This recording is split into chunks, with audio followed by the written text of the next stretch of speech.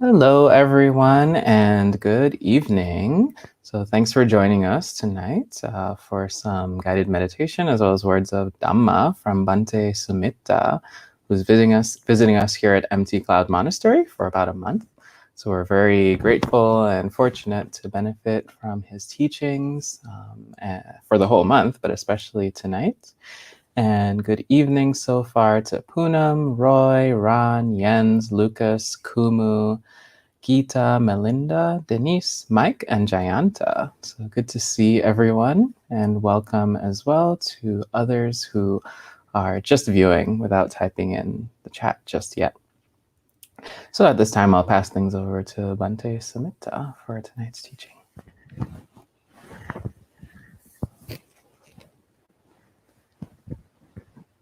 Samanta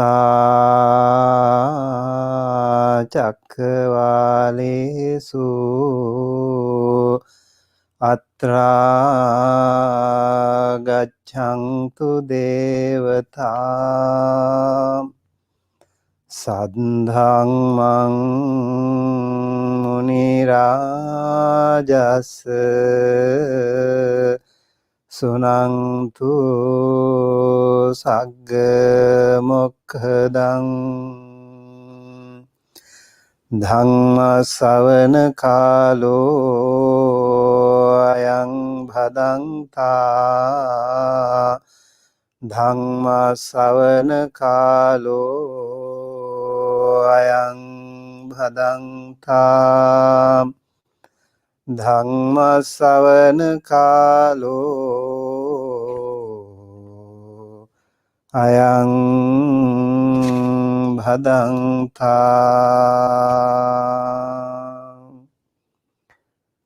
Namo tassa bhagavato arahato samma sambuddhassa. Namo tassa bhagavato arahato samma sambuddhassa.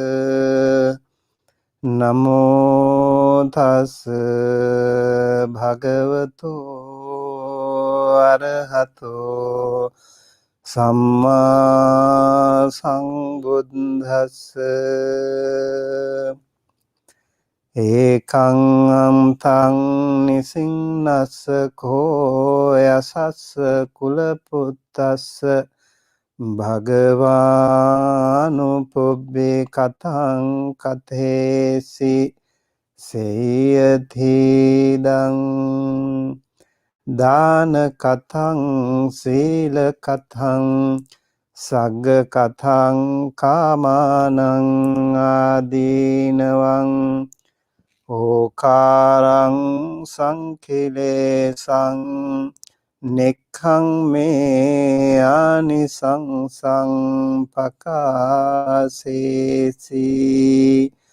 yada bhagavāññāse yasaṁ kulaputtam kalla cittaṁ mudu cittaṁ vinivarana cittaṁ udagga cittaṁ pasanna cittaṁ Athavā buddhā athaya buddhānaṁ sāmukkhaṁ sikā dhamma desanā taṁ pakāsesi dukkhaṁ samudaya nirodhaṁ maggaṁ ti.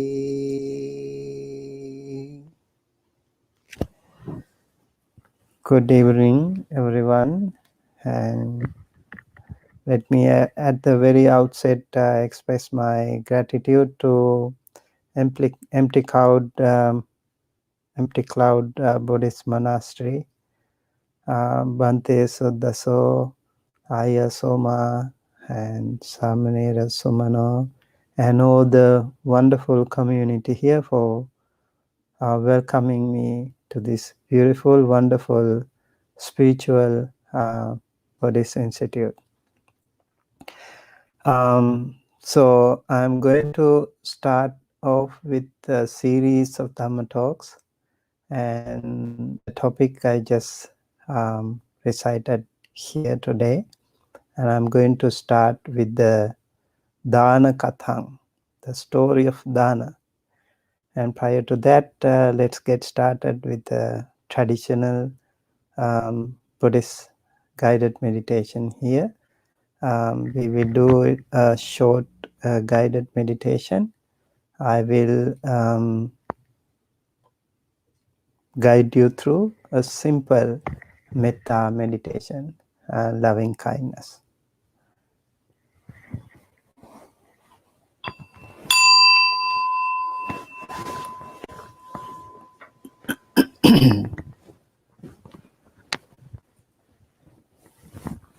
Please settle on your seats,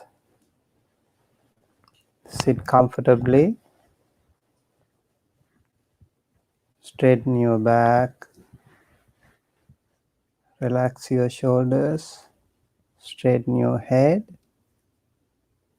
keep one palm on the other, rest them on your lap or rest them on your knees as you like, and gently and compassionately close your eyes. Relax your eyebrows. Let's take a good long deep breath and hold it for a few seconds, and then slowly release and relax. Let's do it one more time together. Take a long deep breath and hold it for a few seconds, and then slowly release and relax.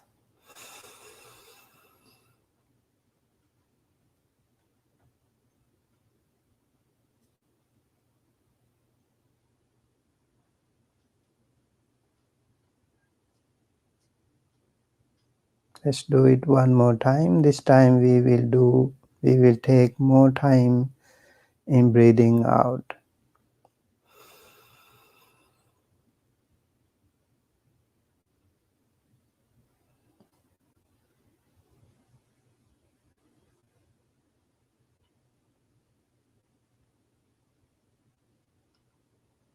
Relax and release both bodily and mentally, and then we will listen to our own breath. We will observe our own breath. When we breathe in, the incoming breath touches the nostril, and when we breathe out, the outgoing breath touches the upper lip before leaving the body. So let us focus in between these 2 points. Let's establish our mindfulness in between these 2 points.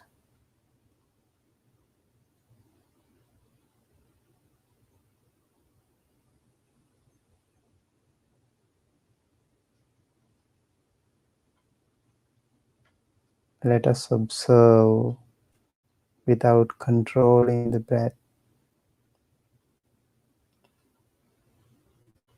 Let us be mindful of our own breath. Let us listen to our own breath.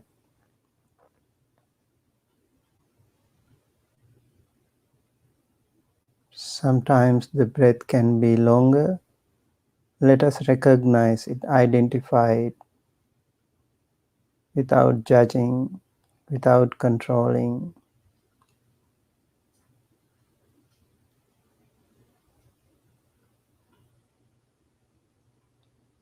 Sometimes it can be shorter.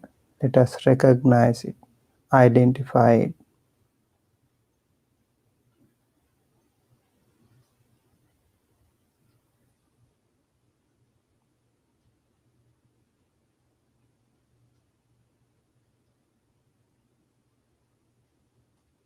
Every single breath is a life giver to us. We breathe in the positive energy along with the oxygen, and we breathe out the toxic energy, the negative energy, along with the carbon dioxide.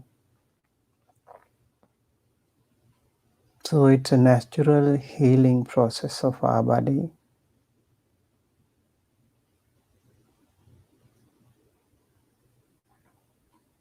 If we pay more attention to that, a magic, a wonder can happen. That not only body that it can clean, but also the mind that we can clean through this breathing process.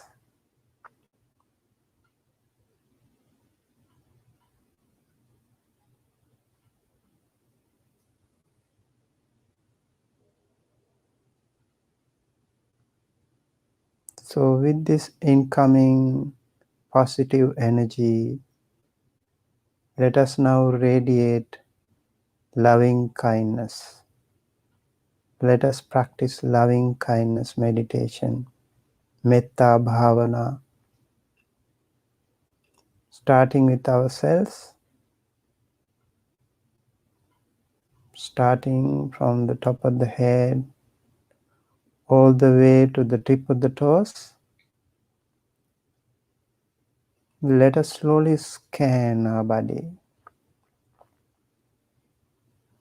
Try to recognize the different parts of the body as much as you know, both internal and external organs. Can slowly scan down. While scanning, if you find any tight spot, any discomfort, any painful area in your body, stay there for a while and heal that spot. Maybe you can use this formula to heal that. May I be well and happy and healthy. May I be well and happy and healthy. May I be well and happy and healthy.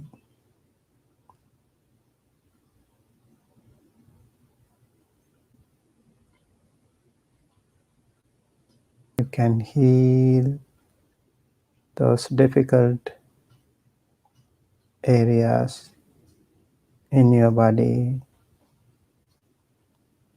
by generating and focusing with that positive energy.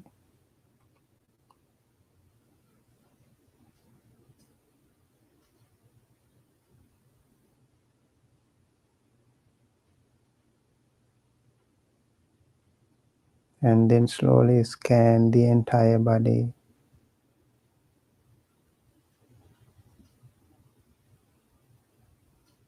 Let us radiate loving kindness to ourselves first.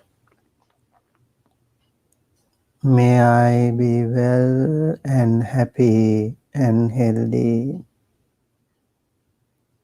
May I be well and happy and healthy. May I be well and happy and healthy. May no harm come to me. May no anger come to me. May no hatred come to me. May no jealousy come to me. May no fear come to me. May I be well and happy and healthy. May I be well and happy and healthy. May I be well and happy and healthy.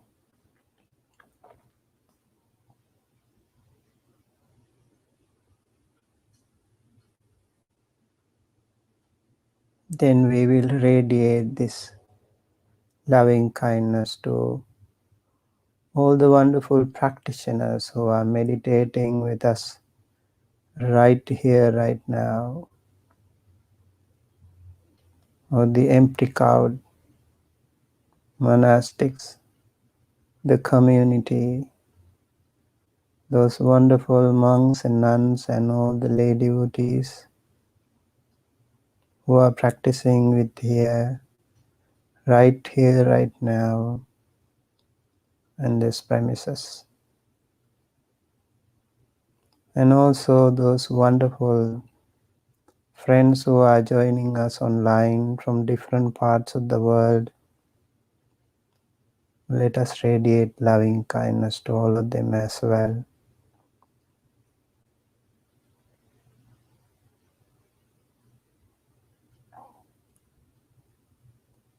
May all those seen and unseen, devas and other beings who might be meditating with us today, we will radiate loving kindness to all of them as well.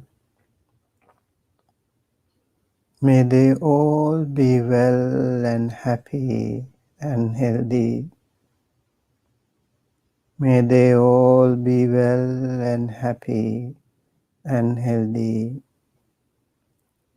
May they all be well and happy and healthy. May no harm come to them. May no anger come to them. May no hatred come to them. May no jealousy come to them. May no fear come to them. May they all be well and happy and healthy. May they all be well and happy and healthy. May they all be well and happy and healthy.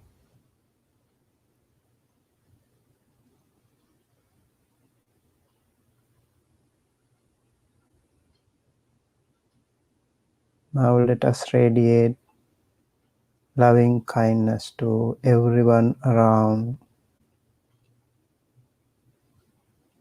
all those seen and unseen, all sentient beings within this premises and around this area, in the neighborhood, all the people around here, all the people in this city, in this county, in this state, in this country, in this continent, and beyond this continent, in different parts of the world, every nook and corner of the world, all men and all women, all children and all elders, all humans and all non-humans, near and far, short and long, all sentient beings, devas and brahmas in the celestial beings, and the other sentient beings in the lower realms, and all sentient beings, seen and unseen, skybound, earthbound, waterbound, every sentient being. May all these sentient beings be well and happy and healthy. May all these sentient beings be well and happy and healthy. May all these sentient beings be well and happy and healthy. May no harm come to them. May no anger come to them. May no hatred come to them. May no jealousy come to them.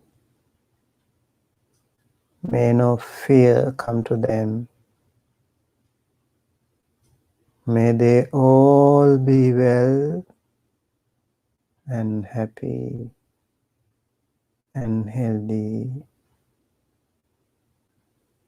May they all be well and happy and healthy. May they all be well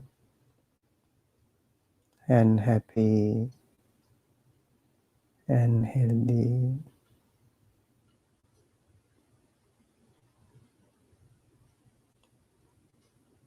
Let us practice this meditation for a few more minutes silently on our own.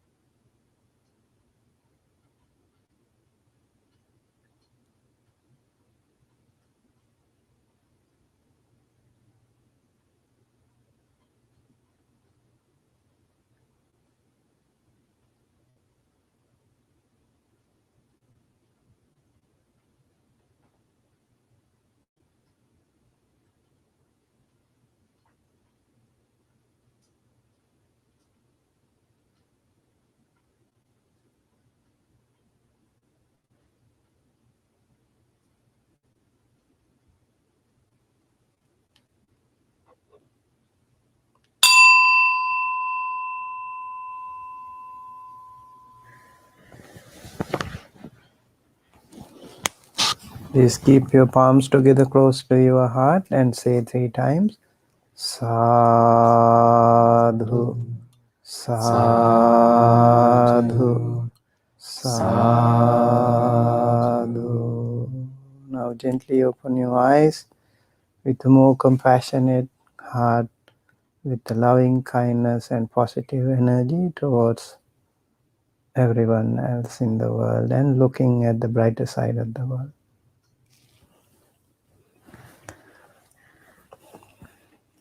So thank you, Bhante, for guiding us in meditation, and to some other friends joining in. So hello to Joy, Tara, Shadow of Label, and good evening to some more viewers who have popped in the meantime. So at this time, I'll pass things over to Bhante Sumitta for tonight's Dhamma talk.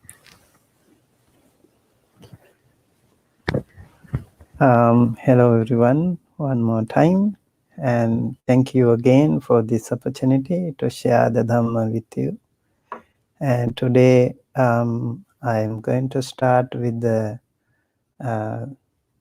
story of Dana Katha. Bhante Sudaso actually sent me an email and he just sent me the Pali text. Dana Kathaṁ, Sila Kathaṁ, Sagga Kathaṁ, Kamanang Adinavang, Okarang Sankilesang, and the rest. So those will be the points of discussion in the coming days.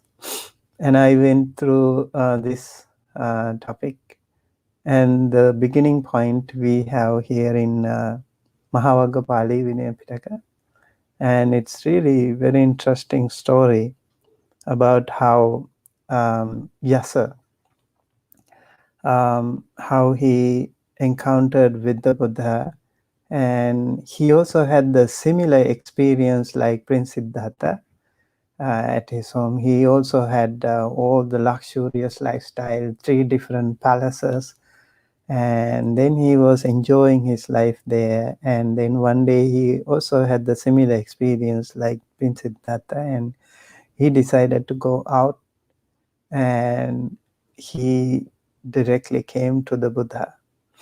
And Buddha was actually walking meditation in the sky, and he saw Yasa coming towards him. He went down and waiting for him, and then he gave Dhamma talk, paid respect to the Buddha, and sat by the side of the Buddha, and Buddha gave him this Bhagava anupubbiṁ kathaṁ katesi. The fortunate one, the blessed one, spoke about the gradual teaching. I think Bhikkhu Bodhi is translating it as graduation exposition or something. But anupubbiṁ kathaṁ is gradual teaching. So Buddha has different styles of teaching, and he started with lay people with anupubbiṁ kathaṁ like this. But he would start talking to the monks. If there is an assembly of monks and nuns, he would directly talk to them with some deeper Dhamma discussions. But for the lay people, if he find like sometimes he gets some business people coming in, and he was also from a royal family. Lots of people from influential families used to come to the Buddha, and then he used to talk to them in their own style, and he was very comfortable in talking to people too, because of his that, I think, upbringing. So here the Buddha is talking to him with Dana Kathaṁ, Sila Kathaṁ, Sagga Kathaṁ. Talk about giving, Dana Kathaṁ. And Sila Kathaṁ talk about virtue. Sagga Kathaṁ talk about heaven. Sagga is heaven. Kamanang Adinavang, Okarang Sankilesang. Adinava is danger. Danger in, and also the degradation and defilement of sensual desires. That is the next point he was. So slowly he was starting. He didn't talk about those things at the very beginning. People would be scared if you talk about those things. So he was slowly starting with, okay, start simple with giving, working with charity and maybe doing some precepts, observing some precepts. They are really wonderful ways to start with.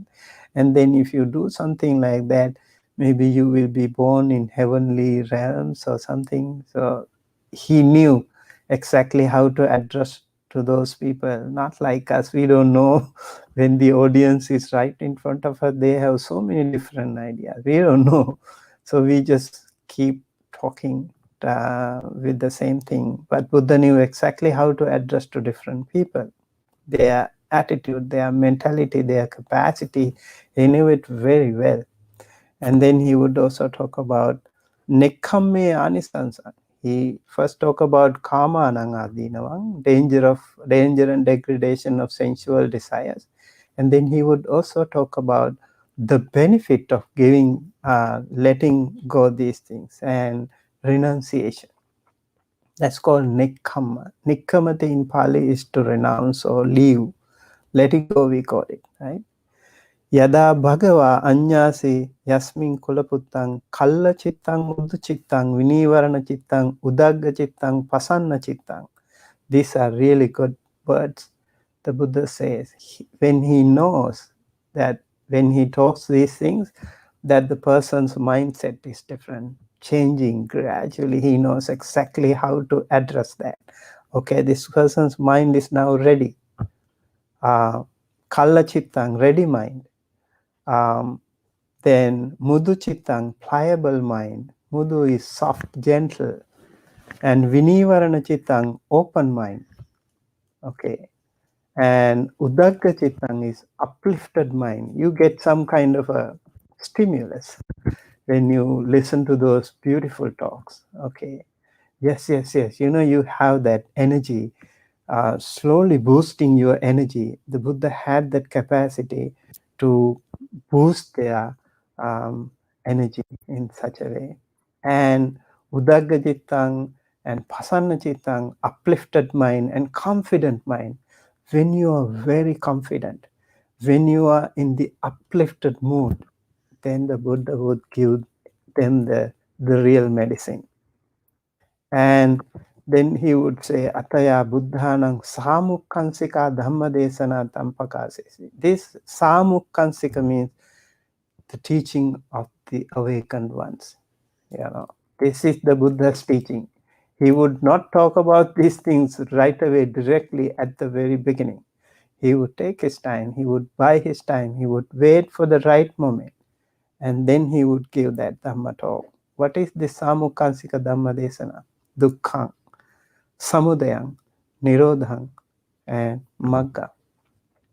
Four noble truths. The truth of suffering. And then he would not stop there. He would also talk about the cause of suffering, the root cause of suffering. And then he would also talk about how to get rid of that suffering. That is the Nirodha Satya. That is the Nibbana. Nibbana is not to be born in a different realm. It is the absence of that root cause, that is tanha. Nibbana or nirvana or nirvana means absolute, complete absence of tanha or craving or all sorts of attachments or desires. And he would not stop there too. He would also talk about the path leading to that cessation of suffering. I think this is the way he was talking. All these suttas give the very essence of the whole discussion. We can't unfortunately have the entire discussion. We don't have the YouTube or recordings of all those things. And so we have the very essence of those discussions recorded by the wonderful monks for the benefit of all of us. And then he see how the mind of Venerable, Yasa, the young man Yasa, Kulaputta Yasa man, his mind changes. How did it happen? And on that seat itself, he had Virajang, dust-free. Vita malang. Malang is stain. So Vita malang, stainless. Dhamma chakkung udapadi. Already we have a chakku, eye, but Dhamma chakku is a different eye that appeared to him, that arose in him. He knew exactly what he was looking for. He has been yearning for this. He had been searching for this for such a long time, but couldn't find. And Buddha opened that eye for him. And that's how he became. So how I think this also is important to say. Yankinchi samudaya dhamma, sabbantang nirodha dhamma. So if something appears, if there is something, the nature of arising, and that also has the innate quality of that nature of ceasing. Yankinchi samudaya dhamma. Everything that appears is conditioned to be disappeared. That was the very essence, the quintessential essence of the Dhamma Chakku. And so Yasa became so happy, so glad. And then he said he wanted to become a part of this path. And what happened, the story goes on back home. Yasa's mother, she came in the morning to see the son is missing.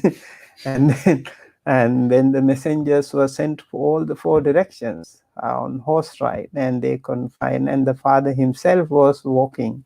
He was walking to the Jetavana, the monastery here. And then Buddha saw him coming, and then he had very special.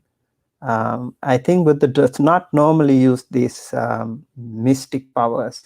He used this mystic power here so that Yasa's father could not see the son.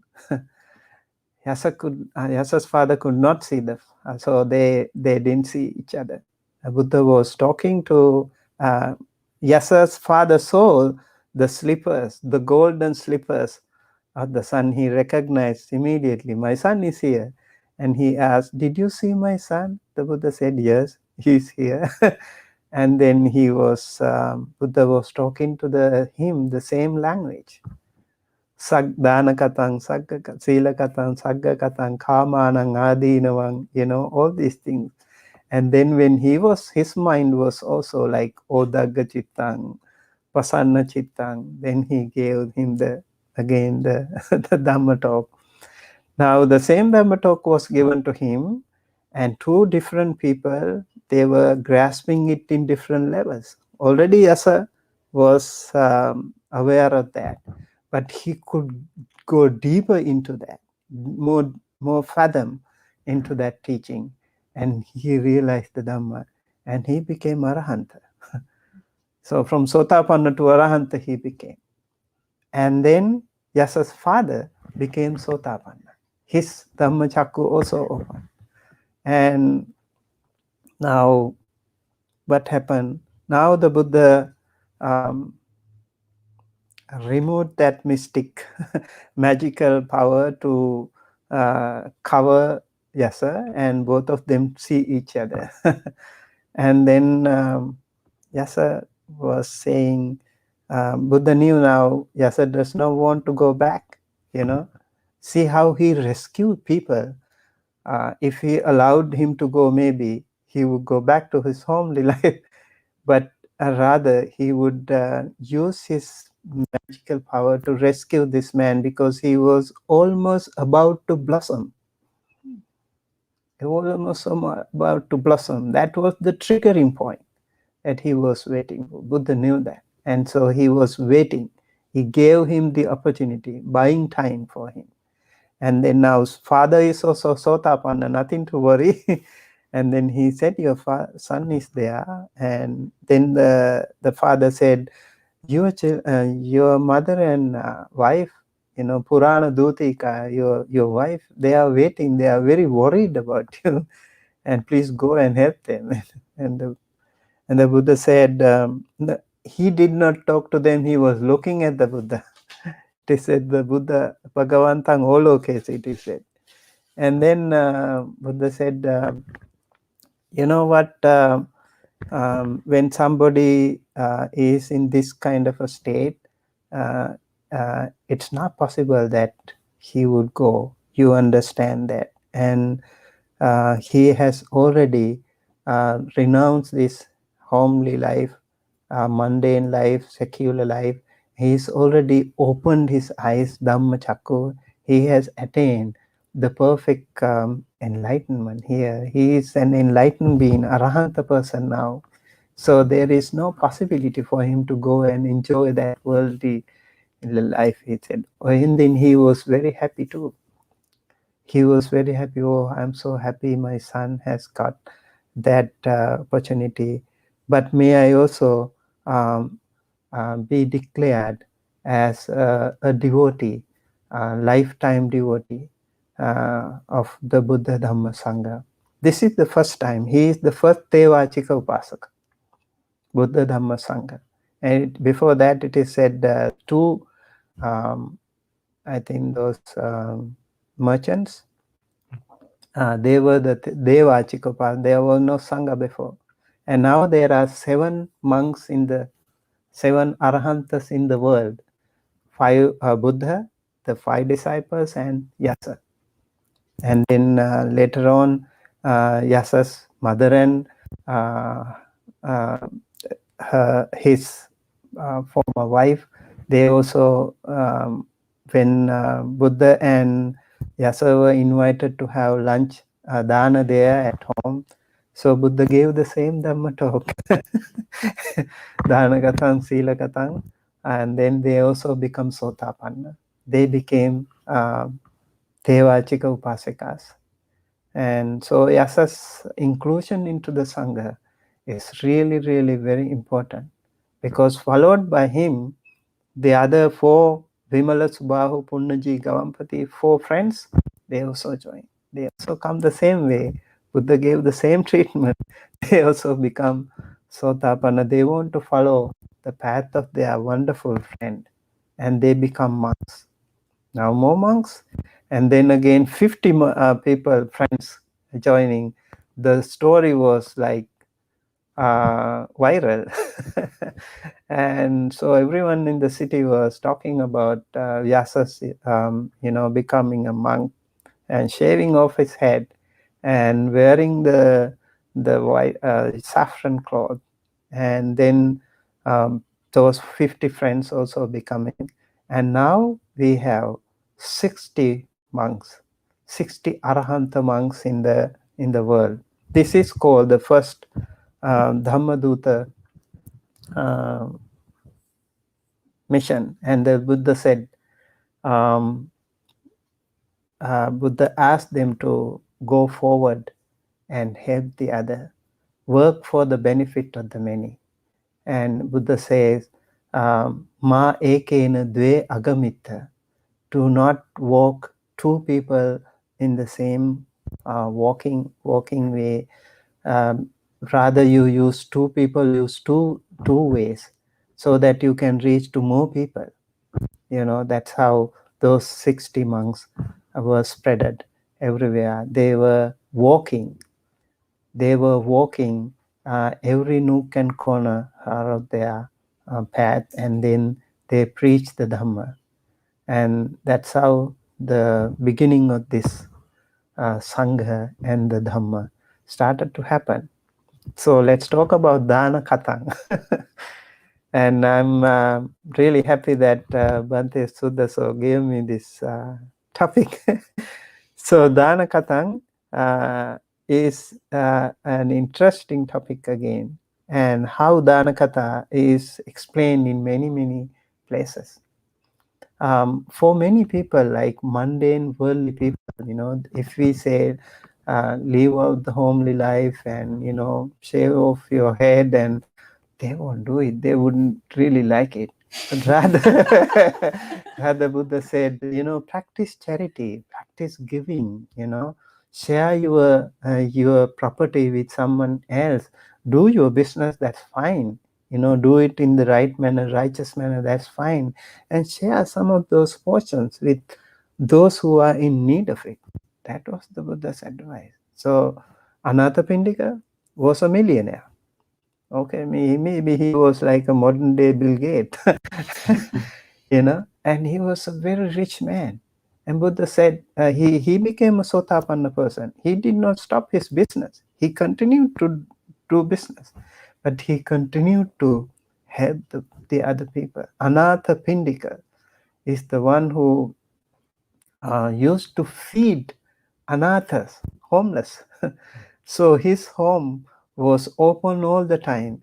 He gave food to many, many, many visiting monks and lay people. His real name was Sudatta. Sudatta also means good giver, right? But his nickname was more famous, Anatha Pindika. And so giving or letting go or sharing with our things with others is a really, really amazing thing.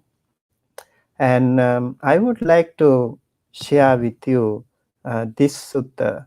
Maybe if I have time, I will discuss more about that. Is called Dakkina Vibhanga Sutta, and this is Majjhima Nikaya 142nd Sutta. It's also a very interesting story, actually. I think I would make the background story short. This is happened when Mahapajapati, Buddha's stepmother, she herself made a robe and she gave it to the Buddha. Buddha said, "Don't give it to me, give it to the Sangha."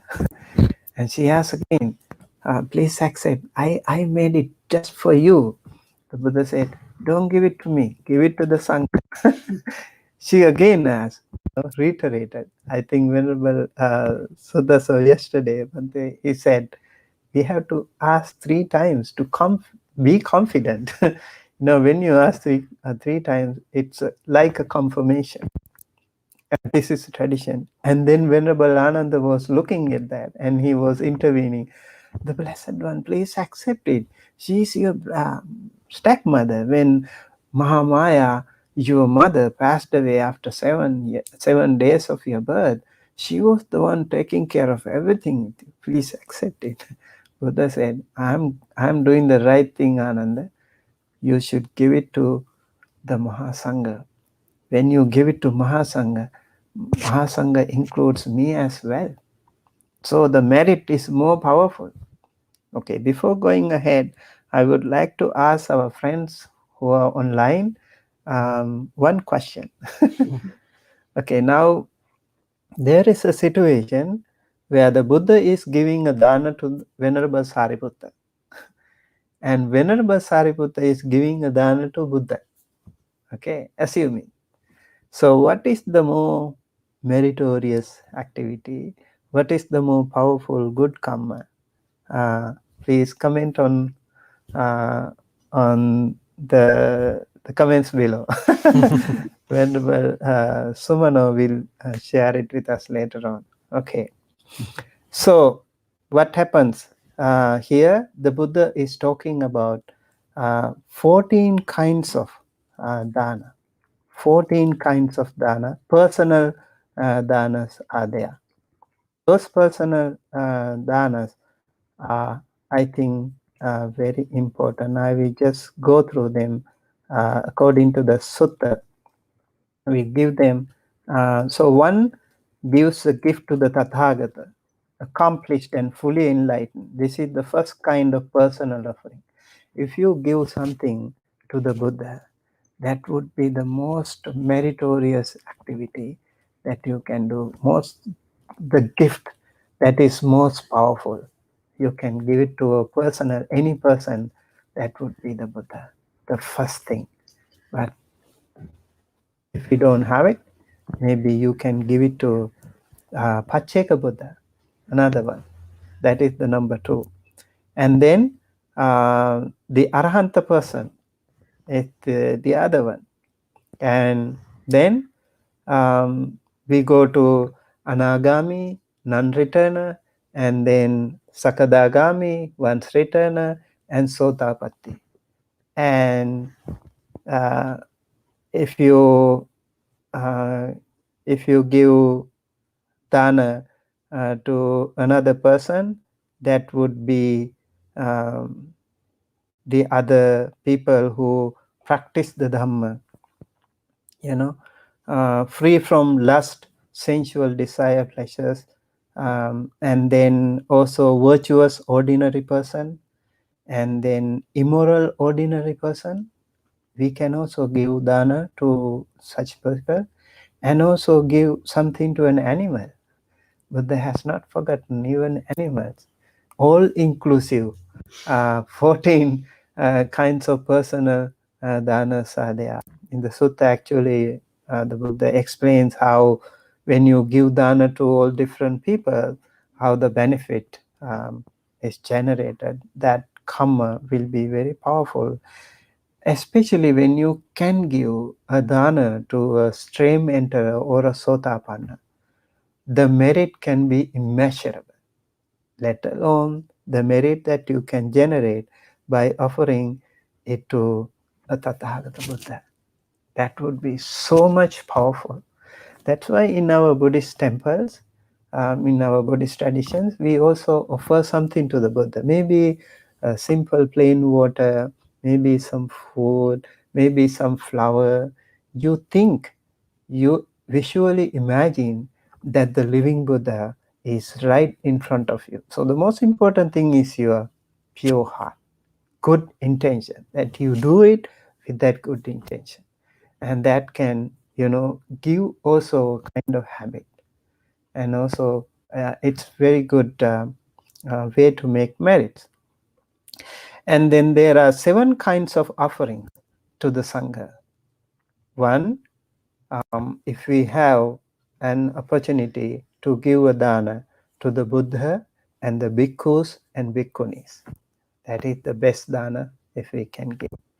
And then at the passing away of the Buddha, we can give dana to the bhikkhus and bhikkhunis. And then we can give a dana to the bhikkhus or give a dana to the bhikkhunis. Number 5, we also have appoint so many bhikkhus and bhikkhunis for me from the Sangha. We can do that way also. And then appoint so many bhikkhus and appoint so many bhikkhunis. And this is how the 7th kind of dana happen. And so today we can work on that depending on the situation. And then there are 4 kinds of purification of offering. What are those 4 kinds of purification? Offering that is purified by the giver. Giver is called dayaka. Okay. And the other one is the receiver. Let's say there is an offering that is purified by the giver. Dayaka is very good person.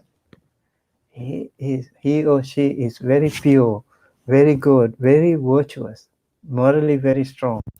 That person is giving dana to someone, maybe not necessarily very virtuous. Okay.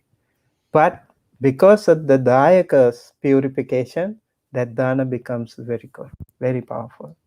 And then the other side, the receiver is purified, and then the dayaka also, giver also becomes purified. And then both of them are not good. They are both not virtuous.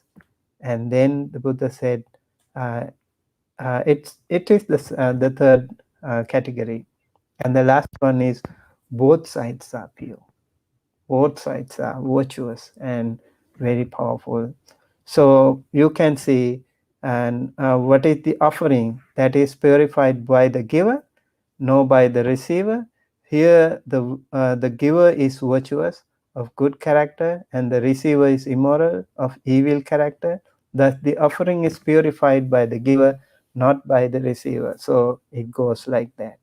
And then the last category, both the giver and the receiver, when they are pure, that merit is so much powerful. This is the very essence of the sutta. Now I would like to say more about the dana. Okay, do we have the answer? We have a couple answers. Do you want to hear those thoughts?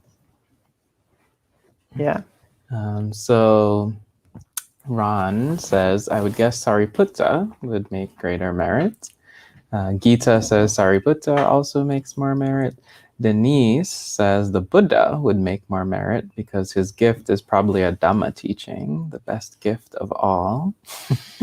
Adriana says the Buddha makes more merit, and Gita also says the same. Kumu says neither because they're both arahants. So equal. And those were the answers we have so far. I think we will wait Sarah to come because she also has to listen to this. So we will continue, and I will get back to that later on. Okay. So we were waiting for you, Sarah. So the answer to the question, actually, this was a real dialogue by the Buddha. And so what happened here? Many people would say, I asked many people about it, they would say Venerable Sariputta would make more merit. Like so many options are there. But it is the Buddha that would make more merit. And this is a visual imaginary thing though. Because why? Because the Buddha is the one who knows everything about the dana, the benefit of it, the value of it, A to Z of everything about the dana. He is the one who knows it. So the Buddha says, when the dayaka knows all these things, his dana becomes much, much more powerful than the receiver. So, yeah, that's the answer to that. So when we give dana, is foremost among the dasa paramita or 6 paramita. Dana paramita comes first, and dana sila bhavana, we have dana first, and dana is the very easy way. I mean, compared to other sila and bhavana, dana is the easy one. Dana, although it is not so easy, still people find it very hard to give something that belongs to them. But it is much more easier compared to others. Sila is more difficult.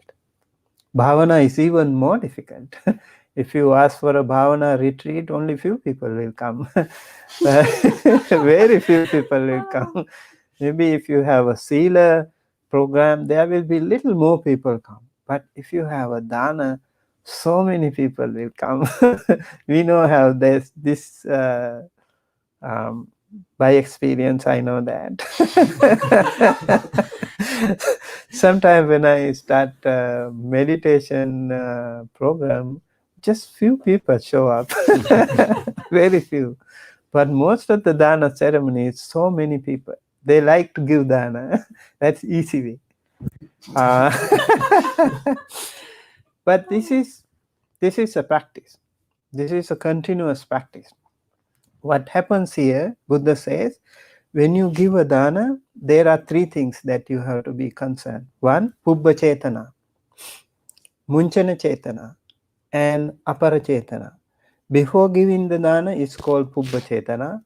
While giving the dana is called munchana cetana.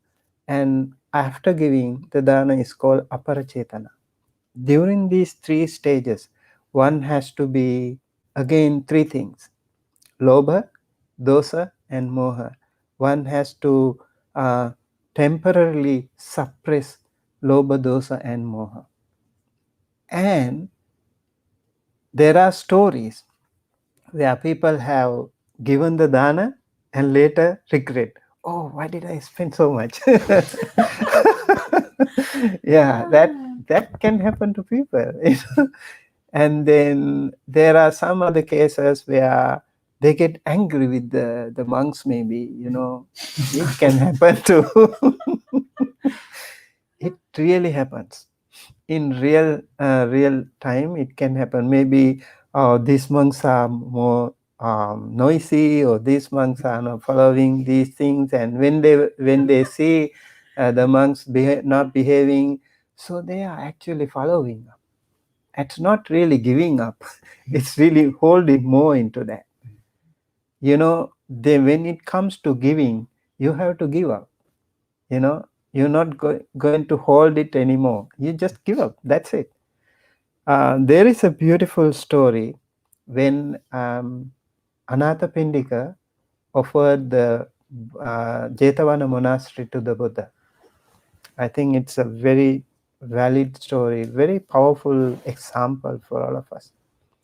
And so it is said he spent so much of money to buy the land from a man called Jeta.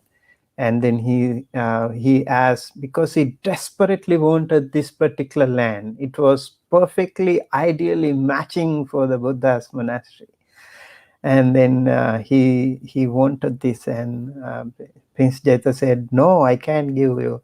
I will do whatever you want. I will give you all the money I have. I have lots of gold. I will spread everywhere in your land." He was like very tempting and very forceful. And then Jeta said, "Okay, spread the gold, whatever you have in the land." And then he actually did it. He brought all the gold coins and spread it. And then there was one small piece of land he could not do that.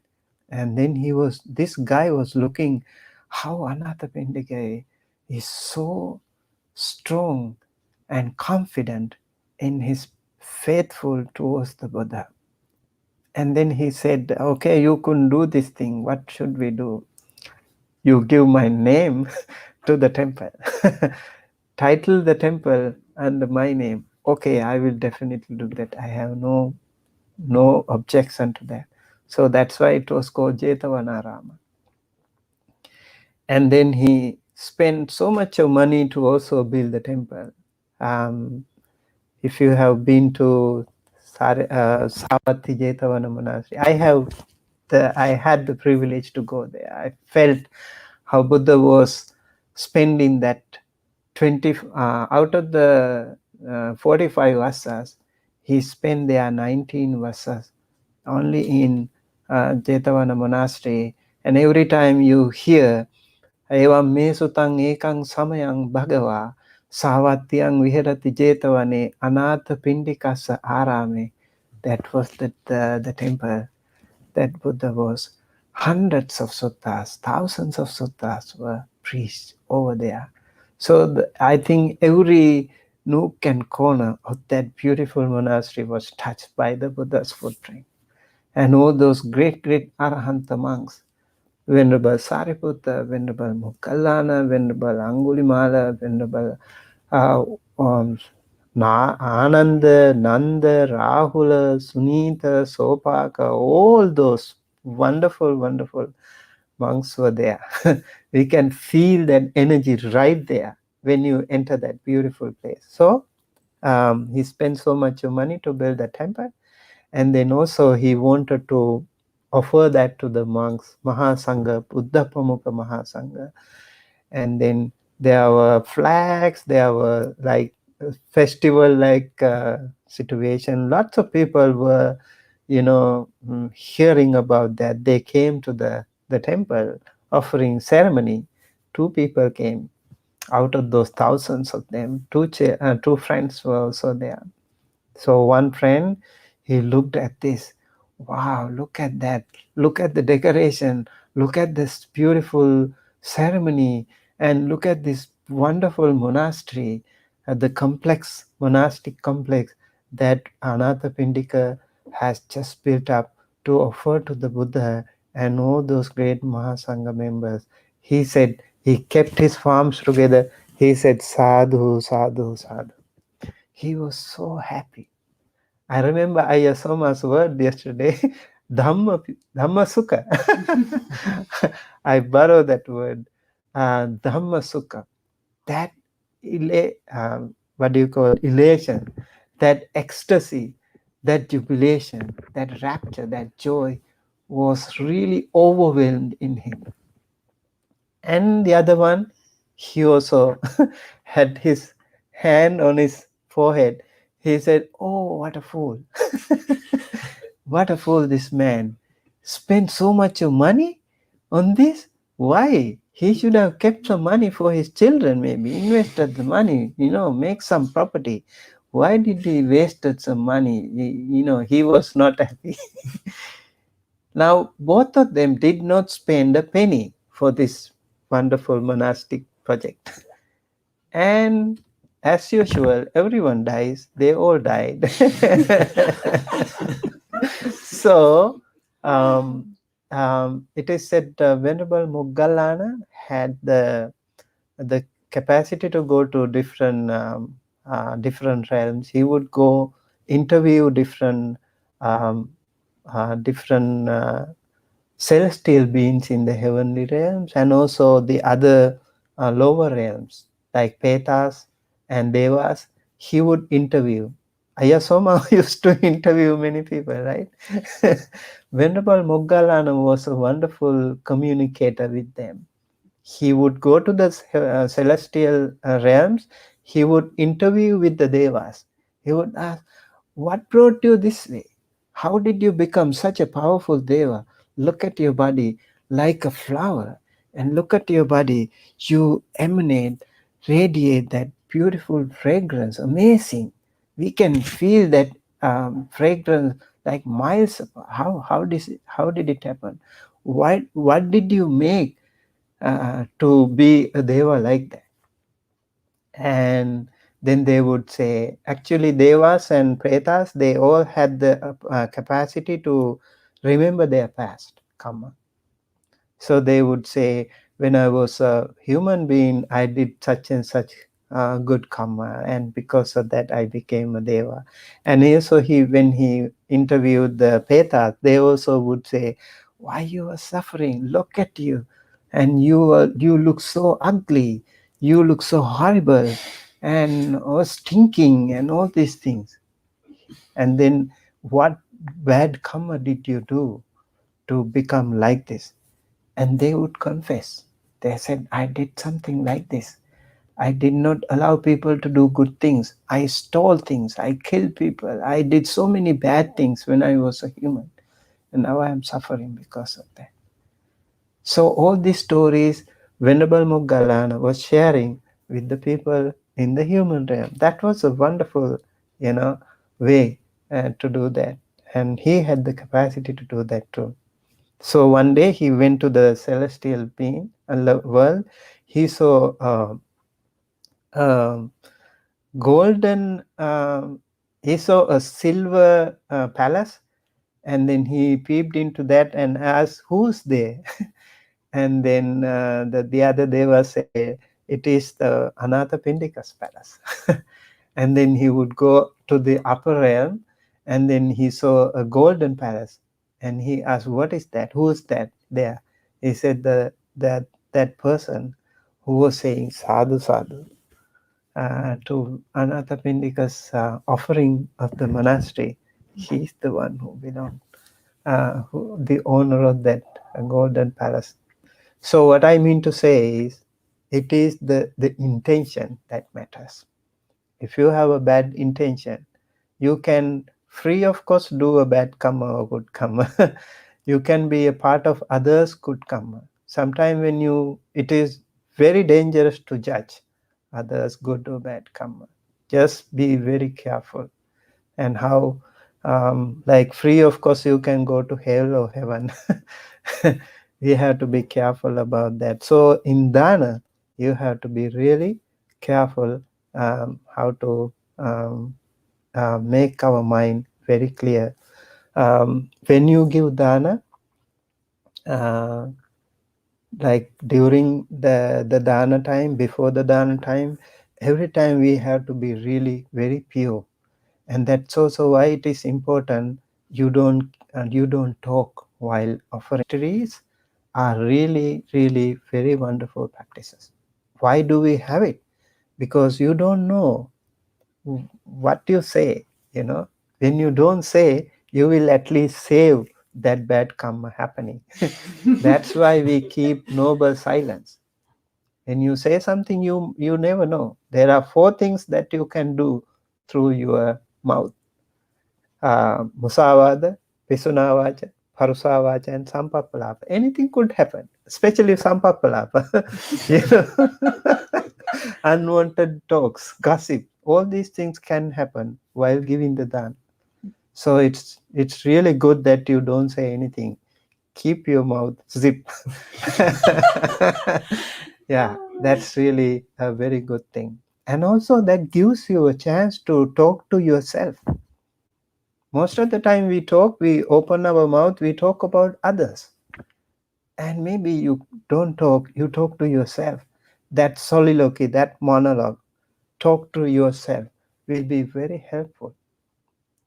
And when we open our eyes, we look at the world. You close your eyes, you look into yourself. Same thing. We open our eyes, mouth, talk about the others, and do not talk to yourself. This is important practice in Buddhism, and even in Dana, it is the same. So there are so many things about the Dana just like that. And there are many suttas. Apart from this, there are many suttas that the Buddha was talking about.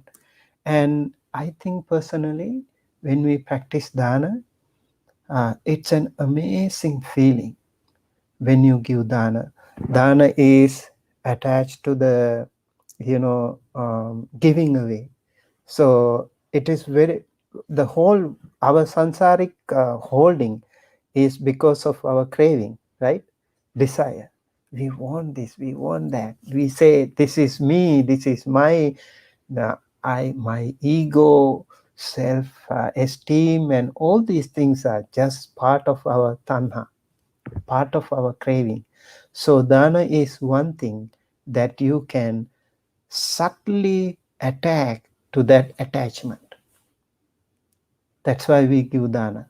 We don't even know that. Intentionally we don't do it. Unintentionally we actually attack the attachment. So whatever we belong to us, we give, share with someone, will help us so much. And it can become a very wonderful habit. Habits are good karma too. If you keep doing karma, that can also, according to karma, there are different karmas like achinna karma, katatta karma, asanna karma, ahosi karma. All these karmas are there. Like achinna karma is something that you continuously do something. Like let's say you offer some dana to this monastery every month, that will become a achinna karma. That will become a habitual karma in you. So you keep doing it. And maybe in your last bed, maybe, those things will come to you. That reflection will come to you. Those video clips will be, you will see them. Those things are really, really important. Oh, I gave a dana to Empty Cloud Monastery every month. You will see that. You will remember those things. And good or bad, you will remember that. So I think it is very important again. So doing good things every time. And also when you offer something, you have generosity, you have compassion, you have loving kindness, you don't have jealousy, you don't have anger, you don't have hypocrisy. You actually, you see how you try to get rid of those defilements in so many ways. In my thesis, I'm working on Mahanidesapali. Mahanidesapali gives a beautiful explanation about Vattukama and Kilesakama. And Vattukamas are like your property, your slaves, or your everything that belong to you. You think it is mine, me, mine, I, me, mine. So you build up your own ego. And eventually you have to get rid of them because all those things can be taken away by the kings, or swept away by the floods, or something happened with the storm, or whatever, But if you do something good, that will be with you. If you give something, the more you give, the more will follow you.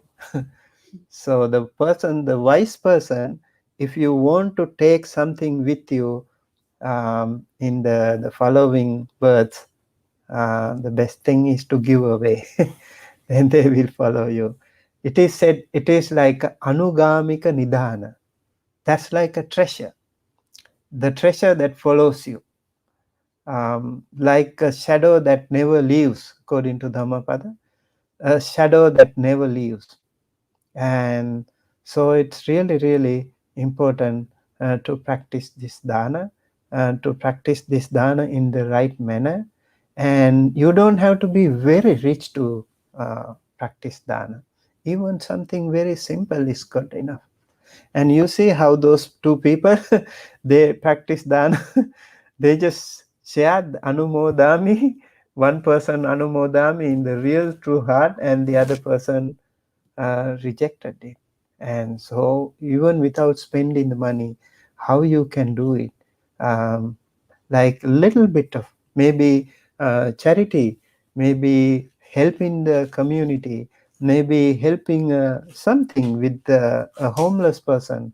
Whenever there is an opportunity, practice it, grab that opportunity. And I remember I used to have some changes in our car when we walk, and in the traffic light, one day I saw a man standing. I just gave him $1, and he said, "God bless you." I was so touched by that. It was the first time I heard "God bless you," because we most of the time we hear "Buddha bless you." And I felt so good in my heart. That's the way he blessed me.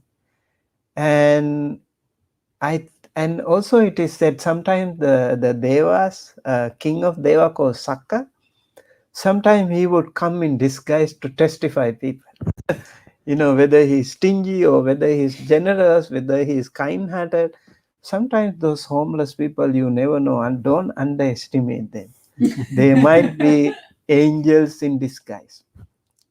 So if there is someone, just that will be an opportunity for you. You never know, the next moment you will regret of not being able to give something to that person. So it's always better to give something if you have. And also it also gives us so much peace and happiness. And also it is important for all of us to practice and help the people, help the poor, help the needy people in whatever capacity. You can share the knowledge, you can give the Dhamma. I felt like sometime I see in the internet, this meditation is like this much, they give price tag. I was like, what? Meditation is so expensive. It should be all free, of course. And people don't even want to offer that for free. I think if you give it for free, maybe if people give some donation, that's fine, right? But why should you have like a price tag to that? I don't think it's a good idea. Like if you truly practice, just do it for free, and the donation or whatever will come on your way. I think that should be the way, especially if you practice Buddhism. If you practice meditation or dana or something, just be free. That will be really, really good. And yes, so I think with that, I would like to conclude. There are so many things to discuss. Maybe if we have some questions. Annamayang Dhammakataya Sadhukarang Dadamase Sadhu Sadhu Sadhu Anumodami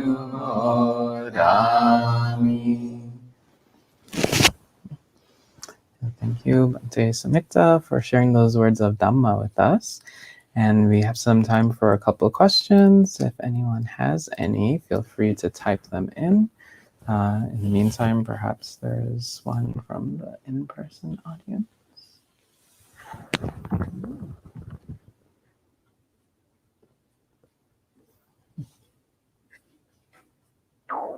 We're all experiencing Dhamma Sukha and Bhante in a few moments. Mm-hmm.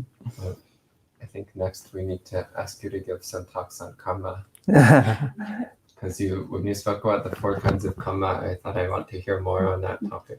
Sure. But that's going to have to wait for next time. Yeah. Next visit. Oh, we will have. Maybe we can do it. I looked that up. That was a different set of 4. So we do have a question from Denise, who says, do acts of kindness count as dana? I found someone's birth certificate and other documents on the train platform, and I mailed it back to them this morning. Does that count? Yeah, I think it is, right? So you spend some money, you spend some time, and your good intention is all that matters. So even a very simple gesture of kindness can be like, let's say, like you see someone who is blind and trying to walk the street, maybe you can go help that person. Or if you like, someone may be homeless, or someone who is elderly, who wants to, do a little bit of help. They all can be translated into a dana.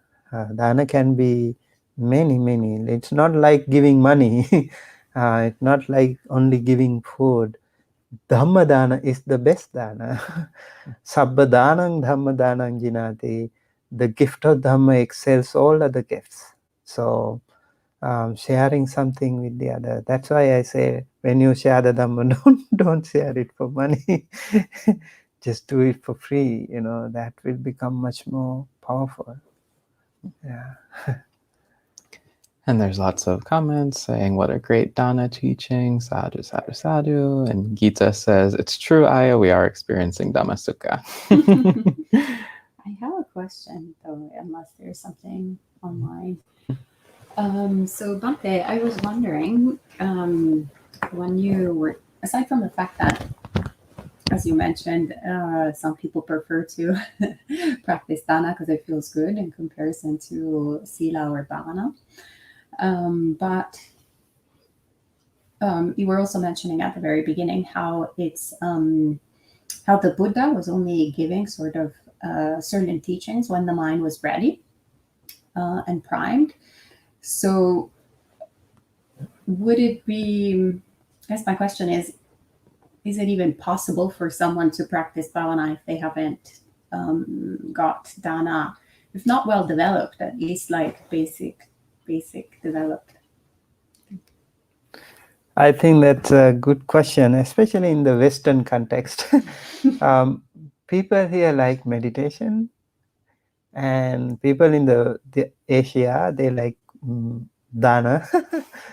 So I personally think, okay, if you like meditation, go ahead and do it. But eventually you will come to dana, because the more you practice it, just like now people have yoga, they go to fitness centers and learn yoga, and eventually you will see, oh, yoga is much beyond that. And maybe you will come to even to meditation in Buddhism. And some people have been introduced to Buddhism like that, if they are lucky enough, if their mind is ready, yes. And so loving kindness, compassion, generosity, they are really integral part of our spiritual practice. And generosity should definitely be a beacon of light unto all of us. And that will show us the path to sila, virtuous morality. And then morality will lead us to all the heavenly, all those beautiful path that follows. Yeah. If someone says, I know, if someone says, okay, I want to practice meditation, just let them do that. Maybe we will give that person an opportunity. It will be like a bypass, but eventually they will have to come back to the dana as well. So let them practice it and feel the good energy from whichever point they find. That will be okay. This is my suggestion. And we have two more questions online. So one is from Joy, who says, can merit from dana be shared or transferred to other beings? Yes, why not? Like when I say, may you be well and happy and healthy, how do you feel? You feel Dhamma Sukha? You feel so happy, right? So that's what I'm transferring merit to you. So it can generate powerful karma, and that can eventually be shared with all the other sentient beings too. Seen and unseen, remember. And every time we do a good karma, I think we should be generous, we should be kind to share that merit with all sentient beings. That will be a real good, again, practice of dana. And sometimes it has happened. I'll tell you a story. I don't know if we have time. So King Bimbisara's case. Bimbisara was I think he is the first one to offer a monastery to the Buddha. He offered the bamboo grove, Veluvanarama, and when he did that, the following day, he had a nightmare. He could not sleep. He was haunted in the dreams. And it is said he was very upset. I did such a good karma today and I could not sleep. Why? He was very upset about that. He went to the Buddha the following day, asked, what happened? I could not sleep last night. And then he actually said, these are some of your old relatives, eons ago. They did some bad karma. They were suffering in the hell realm, and they were waiting for someone to transfer merits to. And they could not find anyone. They saw you, but they had to wait for you to become a Buddhist, to follower of the Buddha. And then only they could, communicate with you. Without that, they wouldn't disturb you. So now the Buddha said, go ahead and do some good karma, generosity, and share that merit with them. That's how actually it started with. He offered dana and also shared the merit with the other sentient beings. Remember, not everyone can receive the merit. Maybe some very, very difficult realms hell realms are there. They won't be able to receive any merit. But there are certain petas called paradatta upajivi. Paradatta upajivi. They depend on others' merits. So they are able to receive this merit. Whether they receive it or not, it is our duty, our moral duty to share the merit.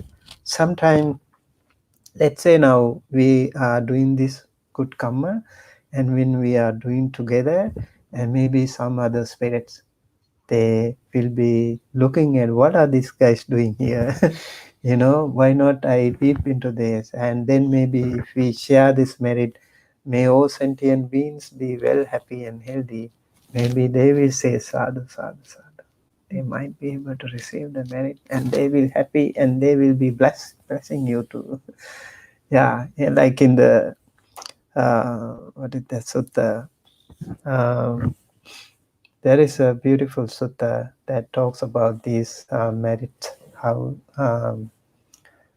I will get it. I will get the name of the sutta soon.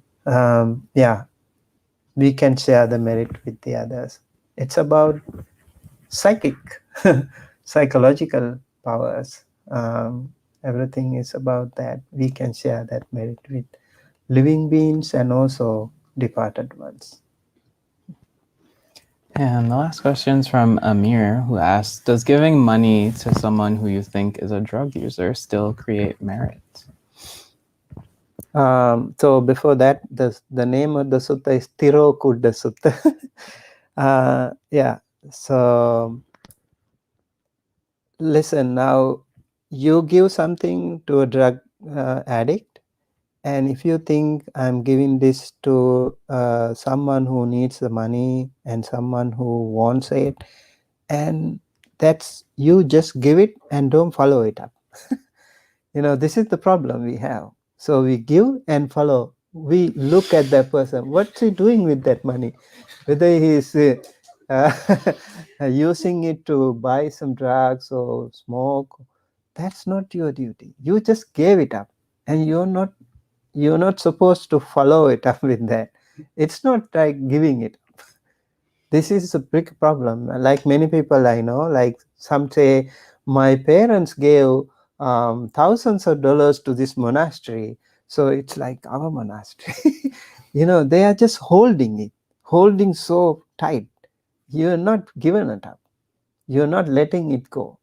That's not the real way. Whether that person takes drug or not, it's not our concern.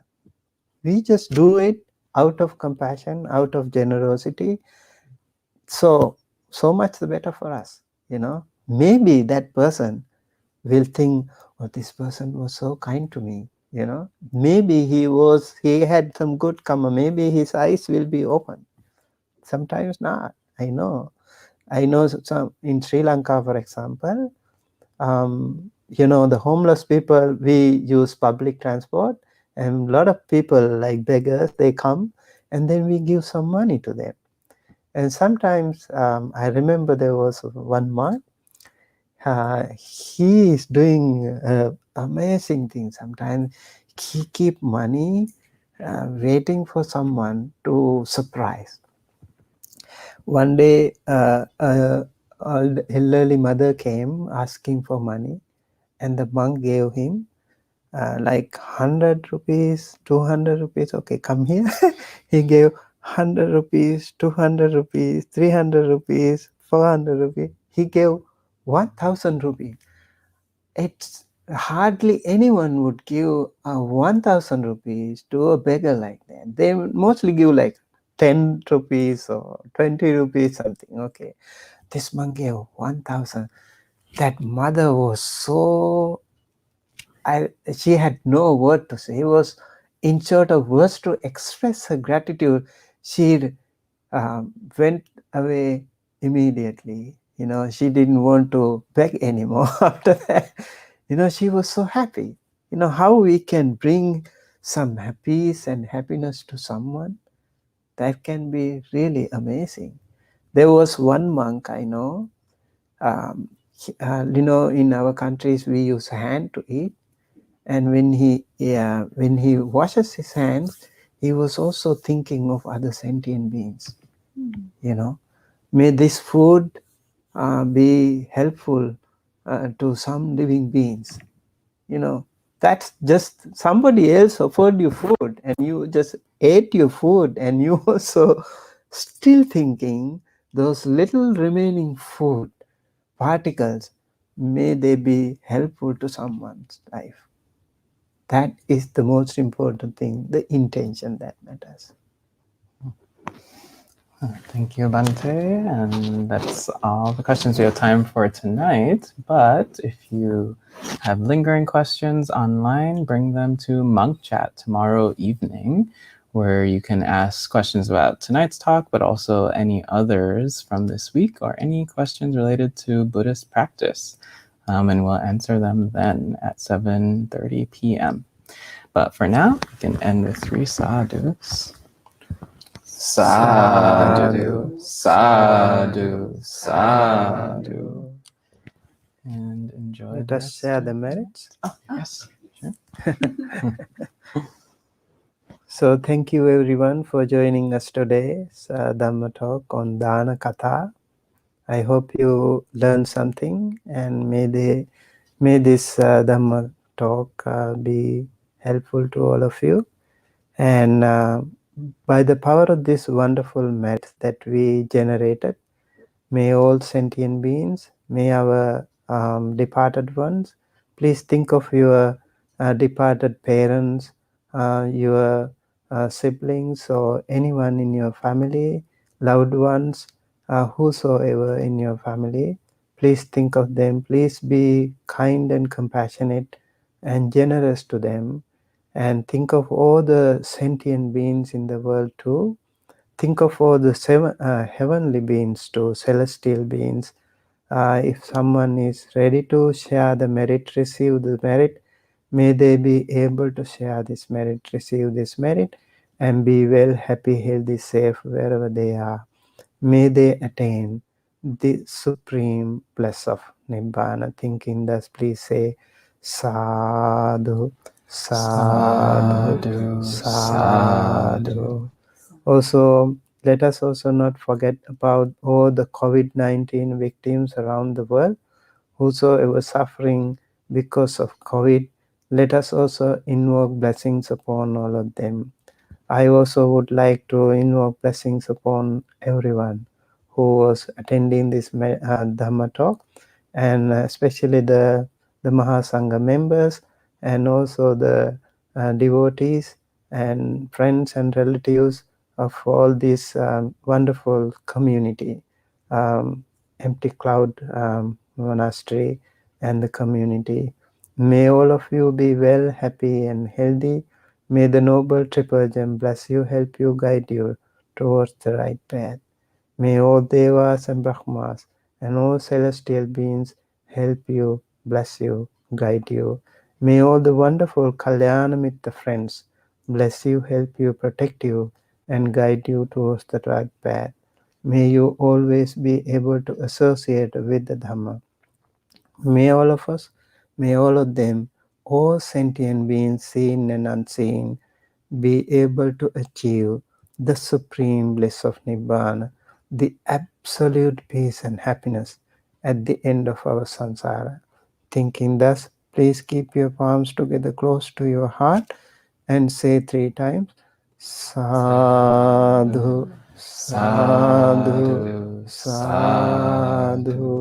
Let us recite these Pali chantings. Ettavataචamhehi sambhatang punya sampadang sabbe devanumodantu sabba sampatti siddhya. Ettavataචamhehi sambhatang punya sampadang sabbe bhutanumodantu sabba sampatti siddhya. Ettavataචamhehi sambhatang punya sampadang sabbe sattanumodantu sabba sampatti siddhya. Idang me ñātinang hotu sukheta hontu ñātayo. Idang me ñātinang hotu sukheta hontu ñātayo. Idam me ñātinang hotu sukheta hontu ñātayo. Imina punya kammena mame bala samagamo satang samagamo hotu yava nibbana pattiya. Idang me punyang asavakkaya vahang hotu sabba dukkha pamuncatu sabba bhaya pamuncatu sabba roga pamuncatu. Abhivadana silisa niccang vaddha pacayino cattaro dhamma vaddhanti ayuvanno sukhang balang ayurarogya sampatti sagga sampatti mevaca ato nibbana sampatti iminate samijjatu. Sadhu, sadhu, sadhu.